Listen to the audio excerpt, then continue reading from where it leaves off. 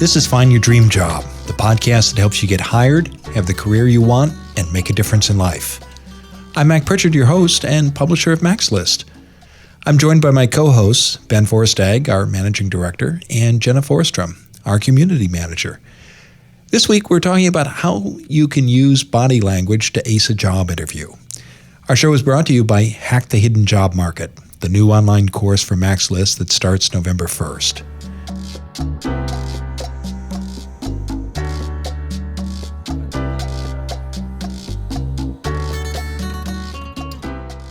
As many as 8 out of 10 job openings never get advertised. Is your dream job one of them? Learn how to uncover hidden jobs and get noticed by the hiring managers who fill them. Visit maxlist.org/course. During an interview, employers pay attention not only to what you say, but how you say it. Every movement you make sends a message.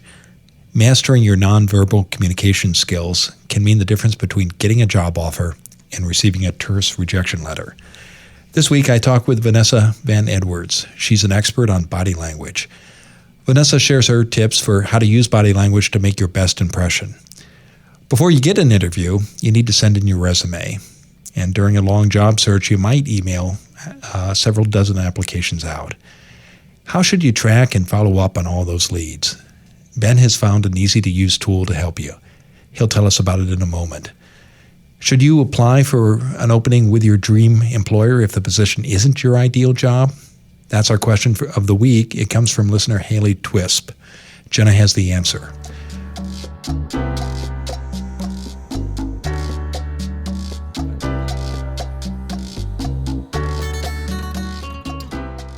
But first, as always, let's check in with the Mac's List team. So I have to ask you, too, about body language.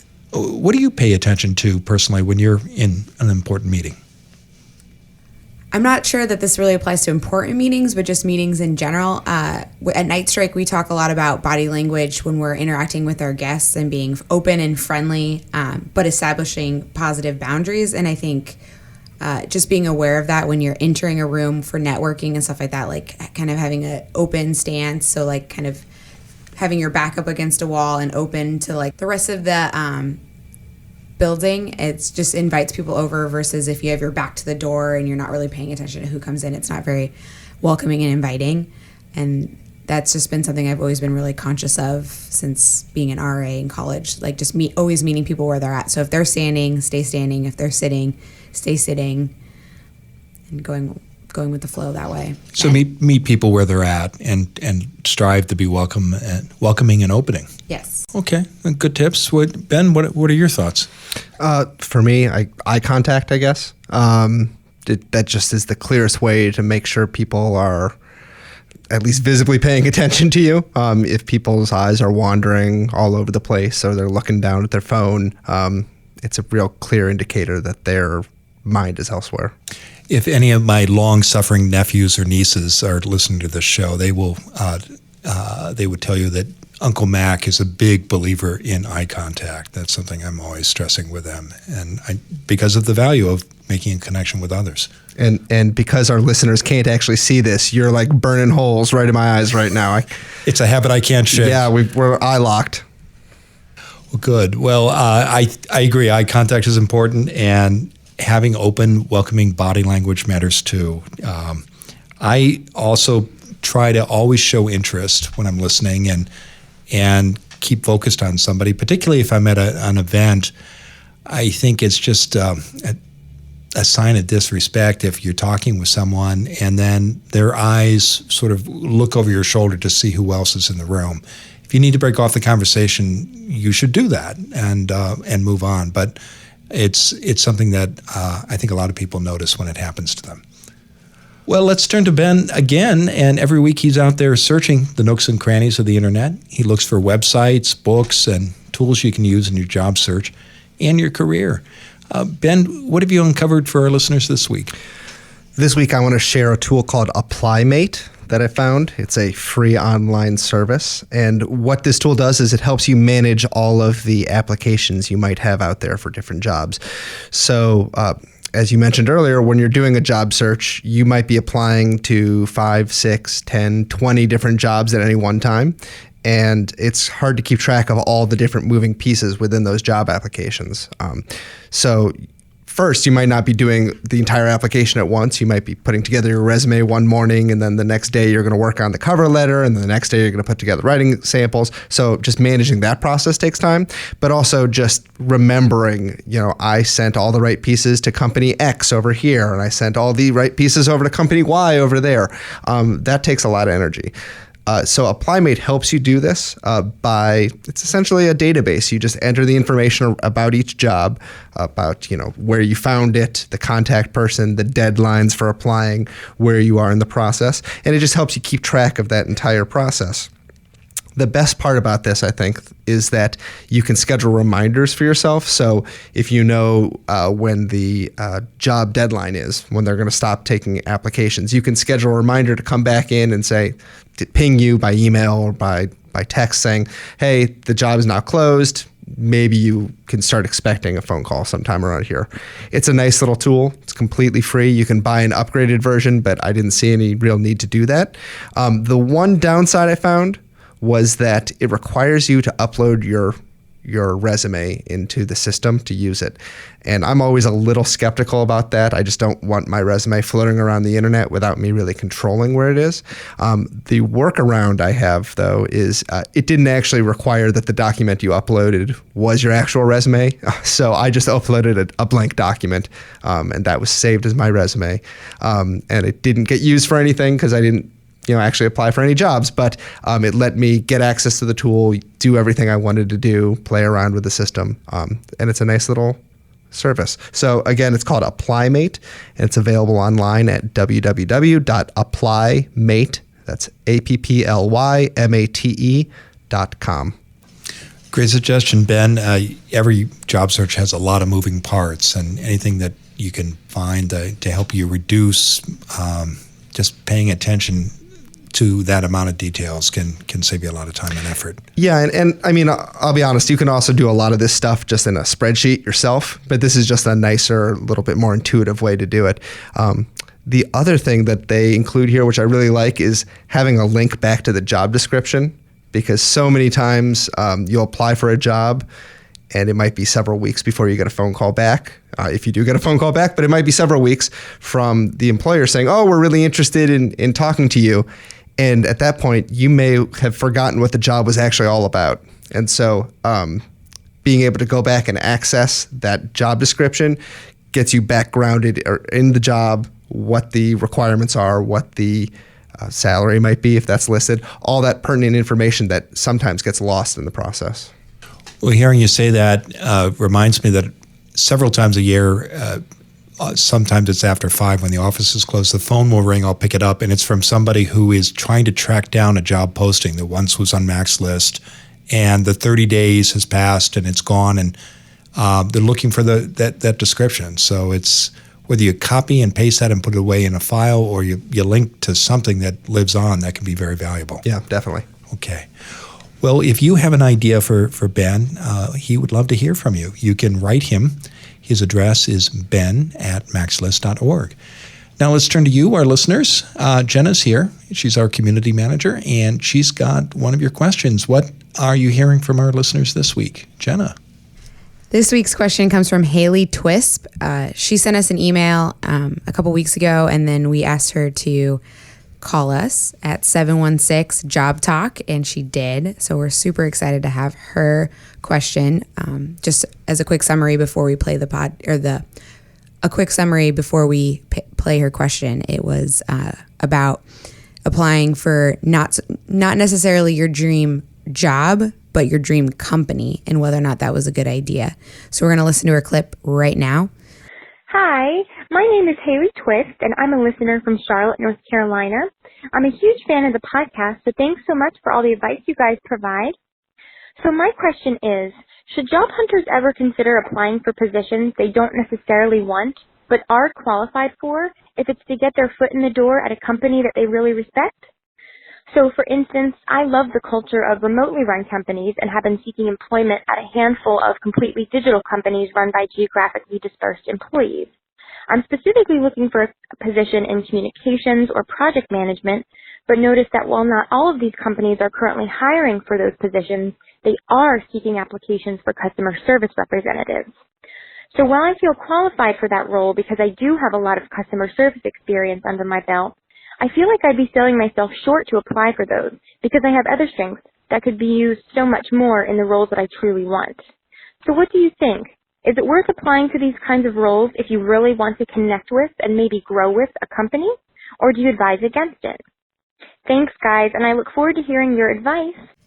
Thank you, Haley, for calling and asking your question. I think it's a great question because I've struggled with this in my own job hunt. A lot of people, so I came from Nike and I was doing freelance work there, and a lot of people just want to work at Nike. It's like their dream job, but they don't care what they end up doing. And I feel like a lot of hiring managers can kind of sense that like BS mentality. Like they're just so eager to come into a really cool organization. And so hiring managers kind of have their defenses up when getting applications that aren't aligned to what the job position is actually hiring for. But I also know that there's a lot of great organizations out there that want to grow within and hire talent and to move up in the organization. So I said, me and Haley were emailing back and forth, and I said, as long as you're applying for jobs that fit into the realm of what you can do, that you're qualified to do, then I don't see any issues with applying for those jobs. But just being really open with the hiring manager and say like, yeah, I'm happy to do customer service, but I really want to perfect my project management skills. I'm going to school for project management. Like, is there anything opening up in the near future? Or do you foresee a growth opportunity or a growth path or a mentoring program or something like that? Because that makes you seem really interested in the organization, really interested in furthering your career. And a good hiring manager will say like, nope, we don't have any plans of opening up more project management roles. This wouldn't be a good fit for you. Or like, oh my gosh, that's so awesome that you're thinking of your future 1, 2, 3, 5 years down the road. Like, we're totally open to that conversation. So just being honest. But Ben and Mac, do you guys have any questions or thoughts? I think that's excellent advice. I think if you do want to be inside an organization and you have an opportunity to even take a temporary position there, that could be a great way of introducing yourself and showing what you can do. I do think you should always manage your own internal expectations. So if someone tells you, well, gosh, this is a 3-month position and at this point there's no possibility of an extension or any other opportunities, just go into it with your eyes wide open. And I've seen people do that. I've done it in my own career, and sometimes doors open, sometimes they don't. But even if the doors don't open and it doesn't lead to a permanent opportunity, you'll get in front of the people that you want to have connections with, and you'll also get a chance to see what that company looks like or organization from the inside. Ben, what are your thoughts? Well, I guess I'm going to be the contrarian here, and my thinking is this, which is part of what makes a job great is actually what you're doing day to day. And organizations matter, and working in an awesome organization, whether they develop an awesome widget or they have an awesome culture, that's important. But I think if you take a job that does not engage you, it doesn't matter what the organization is, you're not going to have a good time. And at the end of the day, you're going to feel unfulfilled and unexcited about coming back the next day. So I think that the key thing is to be pragmatic here, where I wouldn't take the janitor position at Nike just to get my foot in the door, right? Right. But if there was an opportunity that was maybe a slight step backward in the general area where I wanted to be, then that's a strategic opportunity that you might take advantage of. I think the key, though, is just to manage your expectations, know that nothing is guaranteed, know that your 3 to 5 year plans might not line up with the organization's 3 to 5 year plans, and just work from there. And I do agree, Ben, about the importance of if you do take a job and it's not your dream job, you have to deliver. You have to do everything that you can to do that job well, even though you might really want to be doing something else. And you have to make it clear that you plan on doing that, because I don't think any hiring manager when they're hiring for the job that they have, not the job that might open up in 6 weeks or 6 months or 6 years. And so they don't want to hire the person who is going to immediately jump at the next opportunity that's out there.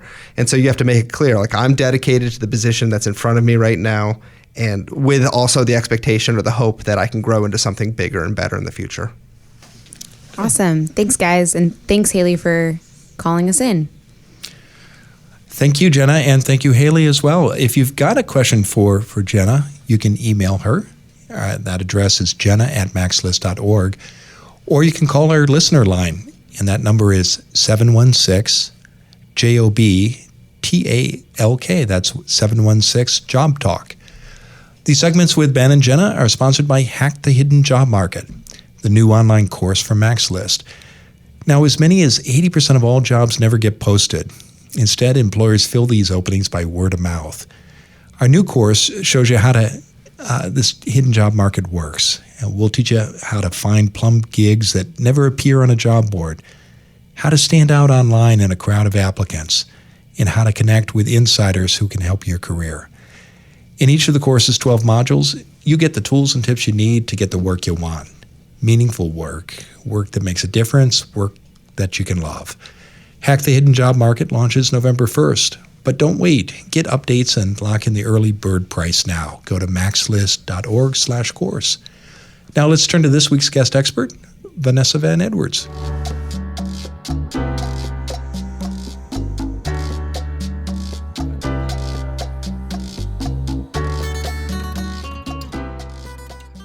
Vanessa Van Edwards is a published author, behavioral investigator, and Huffington Post columnist. Her specialty is science-based people skills.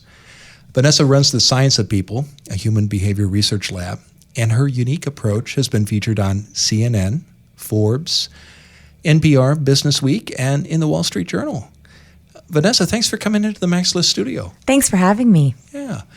Well, let's start with the basics, Vanessa. Why does body language matter in a job search? Sure. So first impressions are primarily nonverbal. And the problem is when we're preparing for interviews, we think about what we want to say, right? We bullet out these amazing answers. We practice interview questions with our friends, but we very rarely think about how we want to say something. And so we're putting all of our eggs in the verbal basket. But research shows that at a minimum, 60% of our communication is nonverbal. And that's the lowest study we could find. So that's like leaving the house with 40% of your ability. So what do people need to pay attention to when they get out of the car and they're ready to walk into that interview? Sure. So for my introverts who are listening, a lot of us like to believe that our first impression happens the moment we open our mouths. So we think about our walk into the waiting room, our first initial when someone opens the door and they greet us, and then we say, "Hi, my name is Vanessa." Actually, our first impression happens the moment someone first sees us. So what you want to practice is not only that hello, but also just the way that you're waiting. So for example, in a waiting room, most of us sit in a chair, we're anxious, right? We pull out our phone, we check our emails, maybe we review points. And so when someone opens the door, the very first thing they see, it's called the glance test, when we're talking about the science of first impressions, is you hunched over your phone in the corner of the room. That's the first impression they get. So actually what you want to do is look around the office, look at the art on the walls, take in the view, say hi to the receptionist, check out the magazines they have on the table. That is actually the best research you can do on site. You've done all this research online, researching the company, maybe your interviewer, but take around and look at the room so that when they open the door, you have expansive body language. So you're standing up, your shoulders are rolled down and back. And most importantly, this is a secret one, is that your hands are visible. Now, this is kind of weird, but, Mac, how about this? When you first meet someone, where's the first place you look? I generally look people in the eye. Okay, that is the most common answer. What eye tracking research shows that we actually look at someone's hands first. And this is a survival mechanism. So imagine back in our caveman days, if we were approached by a stranger caveman, the first place we looked was their hands to see if they were carrying a rock or a spear. And we do this totally subconsciously. So when you have your hands in your pockets, behind your back, and you're digging around in your purse, very slightly the other person thinks, friend or foe? Friend or foe. So the best thing you can do is actually have your hands visible and ready for that handshake. That not only makes it a smoother transition, but you also trigger their brain to say, I'm not hiding anything. I'm totally friends. It's a very interesting brain thing that happens in that first millisecond. So be open and expansive in that waiting room. Engage the receptionist. Why is hunched over your iPhone or your smartphone a bad thing? What image or signal are you sending there, Vanessa? Yes, so great question. So actually there was a really interesting study that was done at Harvard Business School that looked at different devices. And what they did is they looked at devices and confidence levels. They had an iPhone, they had an iPad, they had a small MacBook, and they had a large desktop screen. And they had different people working at all these different devices. And they found that the larger the device, the higher the confidence, which is a crazy study when you think about it. But what they think happens is that when your body is hunched over and taking up a small amount of space, it triggers what's called defeat body language. So athletes across cultures, across races, across genders, they all make the same body language when they win and lose a race. Losing athletes hunch over into a standing or seated fetal position. They roll their shoulders in, they tilt their chin, their forehead towards their chest. It's like they're protecting their vital organs. Whereas winning athletes make expansive body language. They roll their shoulders back, they angle their chest, chin, and forehead up towards the sky, and they'll usually even pump their arms. So our brains somehow recognize that if our body is in defeated body language, hunched over an iPhone, or if we're in expansive body language, looking at the view, looking at the art, it triggers our brain to say, you're a winner or you're a loser. So not only do you want to feel like a winner, you also want to signal to someone else that I'm a winner. And that hunched versus expansive body language is all you need. Okay, so we're in the waiting room, practicing expansive body language. Our hands are visible, and the person from the interview panel comes in. We stand up, we shake hands. How should we do that? Okay, so that's step number 2. So we've nailed that first impression, awesome. And now they reach out. They say, "Hey, Mac, nice to meet you." You reach out and shake hands. So let me just explain why the handshake is so important and how that handshake is important. The moment we touch someone, have that physical touch, we release a small hormone called oxytocin. Now, oxytocin is this very special little hormone. It's, when you're with someone, you have that kind of warm and fuzzy feeling. That's actually oxytocin. It's nicknamed the cuddle hormone. So when we're cuddling with someone, we have this, we feel so safe and secure. So our bodies are very smart. They know that if we're close enough to shake hands, we should actually produce the exact chemical we need to trust them. So when you start on a handshake, your body immediately begins to produce oxytocin, and so does theirs. The biggest mistake I see, especially in group interviews, is someone will walk in the room and forgo the handshake for a wave or a nod. So they come in, "Hi, nice to see you," to kind of throw their hand up and wave, or they give a nice friendly nod. When you do that, you're literally taking away the most important physical part of that connection. The other mistake I see is that we forget to end our interview on a handshake. So most of us have been taught always handshake at the beginning, but we're not taught to handshake at the end. Seal the deal chemically on both ends. So when you take someone's hand, the biggest questions I get are, how do you do the perfect handshake? Here are my 3 rules of thumb. 1, dry. So no one likes a clammy handshake, no matter where they're from. And my trick for this, by the way, is if you have clammy hands, be sure that you always have a tissue in your purse or in your pocket so you can just very quickly reach in, dry it off. Or if you're at a networking event, wrap your water bottle, your wine glass in a napkin. It keeps your hand dry. Second, firmness. Now, this is the hard part. What do you do? For both men and women, you want to think about how you squeeze a peach. Have you ever been to the grocery store and you pick up a peach and you try to see if it's ripe? So it's the same thing with a handshake. You pick up a peach and you squeeze it to see if it's a little bit firm. The moment you feel firmness, you stop squeezing. So it's the same thing with a handshake, is you want to squeeze just until you feel that tension. That means the other person has matched you, grip for grip.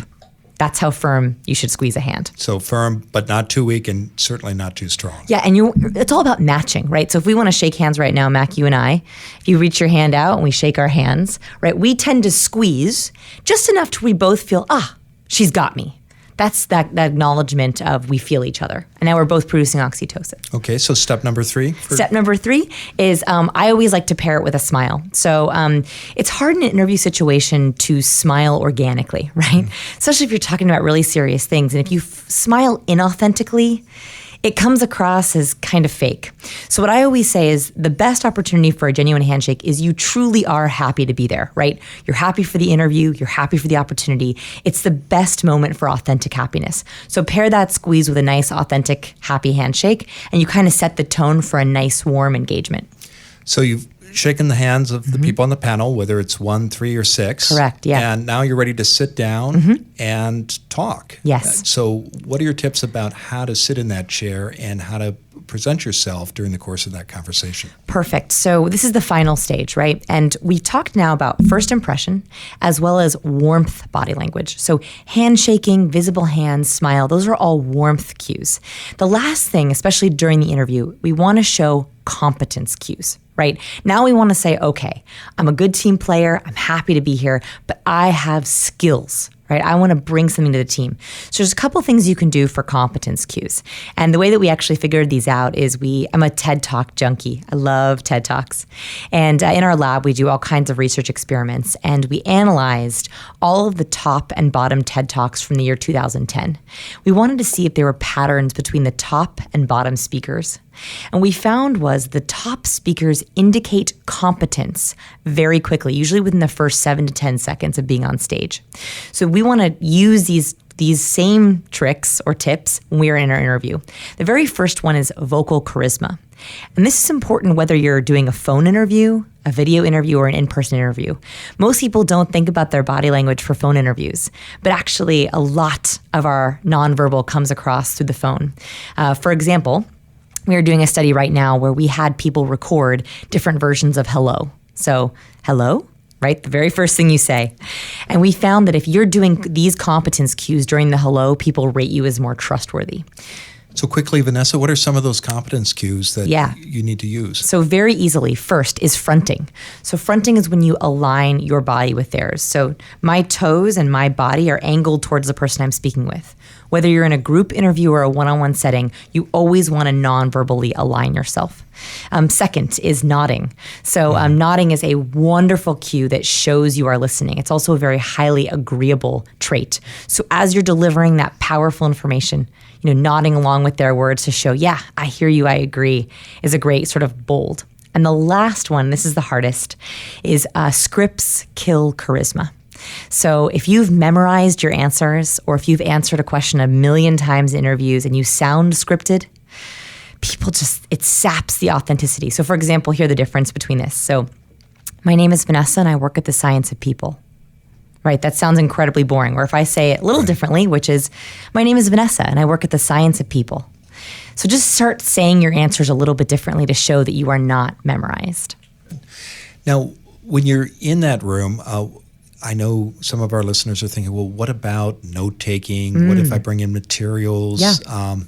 How should I handle those things? Yeah, so it's great to show note-taking if you actually are going to take notes, right? Don't bring in a notepad and do tic-tac-toe or not actually use it. Right. Tic-tac-toe during a job interview, maybe not such a good idea. Right, exactly. So I think that note-taking is great if you are authentically going to use it. It shows a very important aspect of your personality, which is conscientiousness.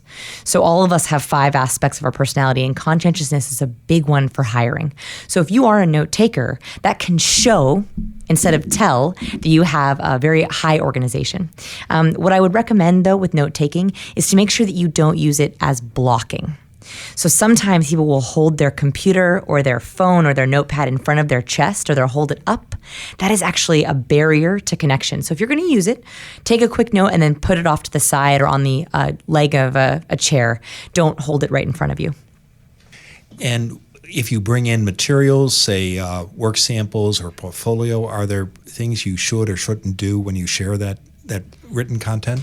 Yeah, so it's actually great to bring in a leave behind or something extra.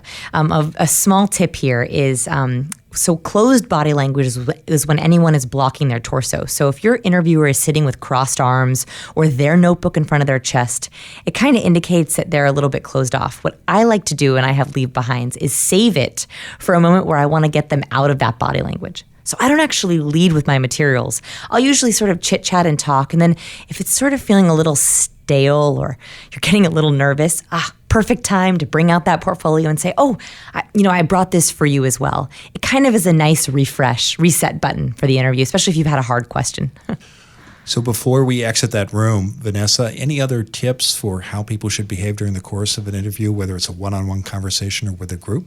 Yeah. So you actually want to signal the exit with your body language. I talk a lot about the art of the first impression, but the art of the last impression is just as important.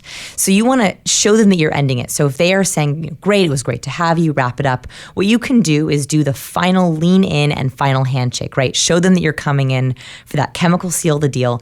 And that lean in is also a nice way of saying, I'm with you, I'm engaged. As you're making that final handshake, you want to give each individual person nice eye contact and that smile again, right? So happy to be here. Thank you so much for the opportunity. And then end it right on that nice, clean note.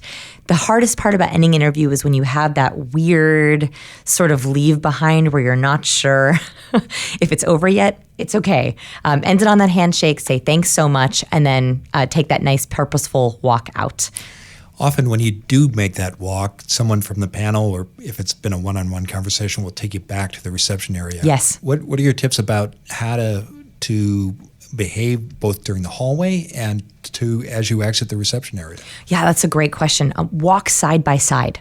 So one of the easy ways to build rapport, especially actually male to male, prefer side by side walking. It's one of the reasons if you look at bar research, men like to sit at the bar next to each other, whereas women like to sit at the bar sitting at tables facing each other. It's actually a interesting gender difference.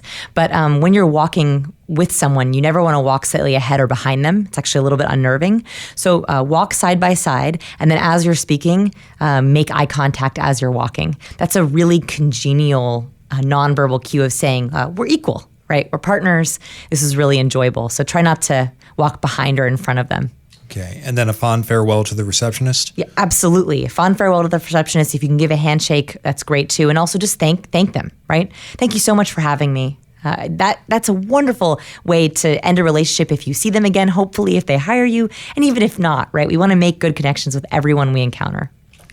Okay, and so that our listeners can avoid it, what are some of the biggest body language mistakes you've seen people make in a job interview? Yeah, so one of the biggest body language mistakes is movement distraction. So our eyes are drawn to things in motion. That's just the way that our brain works. So some of the big motion distractors, clicking pen. Anytime you click your pen on and off, even if you're just doing it at the beginning or end of notes, that's a distractor for people. We also know that people with high amounts of movement are typically more nervous. So hand gestures are great, but pen clicking, foot jiggling, knee jiggling, tapping, knuckle cracking, those are all movement distractions. So the only movement you should be having, really in an interview, 3 things: nodding, leaning in, and hand gestures. Those are 3 beautifully charismatic body language tips. However, we don't want to do fidgeting, self-touch, right? Tucking hair behind ear, futzing with jewelry, clicking the pen, or jiggling. Well, great. Anything else you'd like to add, Vanessa? I would say that authenticity is one of those things we can't teach, right? Everything I've talked about today is congruency, right? I think you're a great candidate for a job, and so you want to show as well as tell that. If you are nervous about something or you don't think you're a good candidate for the job, that will come across. So you need to do whatever you can beforehand to make sure that you know that you are happy about this and you are a good candidate, because that comes through in your body language. Good. Well, tell us what's coming up next for you. Well, we are doing tons of research experiments. We love for people to click around in our lab. So we are doing a vocal power experiment where you can listen to hellos and tell me how charismatic someone is. We love those clicks, all the research we have. We need your help. Good. And where can people find you online, Vanessa? It's scienceofpeople.com. Great. Well, thank you for coming into the studio. It's been a great conversation. Thanks for having me.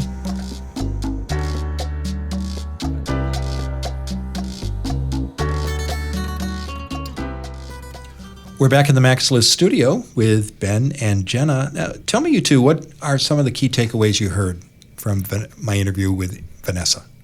Well, first, Mac, I just want to commend you. Our listeners can't see this, but I was sitting in the corner when you were talking with Vanessa, and I noticed the entire time you were facing her, you were nodding to everything she said, and you weren't fiddling at all. So very good job with your body expressions there. I felt like I was back in parochial school with the nuns watching my posture, and I mean that in a friendly way. She's she's a great conversationalist and has amazing energy, and I think that came across in the interview. Yeah, definitely.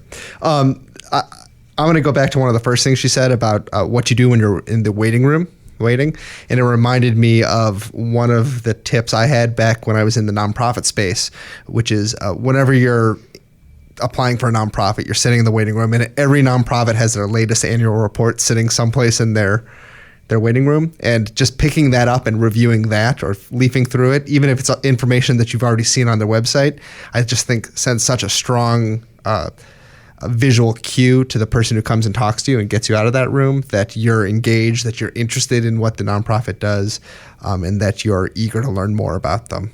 So I like that point.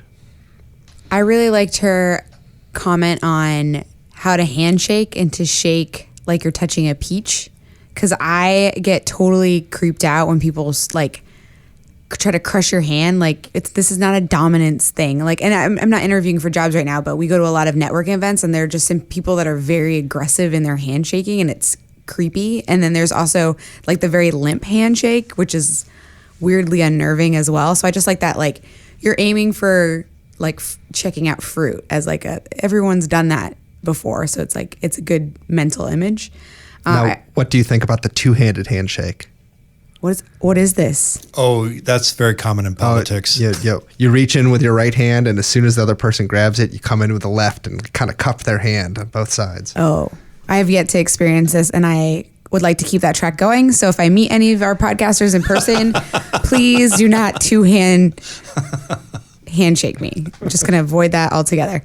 I also really liked her point on like how men like to walk like side by side. And I've heard this before, and now I'm thinking maybe I heard it from her or her, YouTube video of hers that I've watched. But I know that like guys like always walking forward. So like that's why golf is such a successful business trip, is because like two men are accomplishing something together playing golf. And that's like a really good thing, which, side note, and maybe this could be embarrassing for the guys here. So I'm the only girl in the office. And when we do brainstorming sessions, I always suggest going for a walk. For this reason, because I think it's great, like just asking people for walking, and we're accomplishing something. About that side-by-side point she made, my first thought was, well, our hallways are too narrow for two men to walk side by side. We can't do that, which is true. So I guess you're really? Yeah, maybe. Yeah. Well, I liked her point about showing interest in the reception area too, Ben, and to your suggestion about paying attention to an annual report. As you said that, I was reminded that the number of times I've come out in the reception area and I've seen somebody I'm about to meet with look at the books on our coffee table, it always makes an impression on me, because they're showing an interest in material we put out there, which can be obscure. I mean, for the benefit of our listeners who haven't been to the Max List office, we've got a collection of Czech photographs from the 1930s and I think Korean patriotic posters from the 50s and 60s. So it's an acquired taste, and to see somebody actually pay attention to that is always intriguing to me. I wonder if anyone puts out like intentionally obscure materials in their waiting room just to see what people look at. The moral economy of the peasant or something like that. Yeah, I don't know. But I thought she had a lot of good practical tips that you can use when you do go on your next job interview. Well, thank you for listening to today's episode of Find Your Dream Job. If you like what you hear, please sign up for our free weekly newsletter. In each issue, you'll get key points of that week's show. We also include links to all of the resources mentioned, and you get a transcript of the full episode. If you subscribe to the newsletter now, we'll send you our job seeker checklist, and you'll find in one easy-to-use file all the steps you need to take to find a great job. Get your free newsletter and checklist today. Go to maxlist.org/podcast. Join us next Wednesday when our special guest will be Josh Duty. He'll tell us how you can get the promotion and the raise you want. Until next time, thanks for letting us help you find your dream job.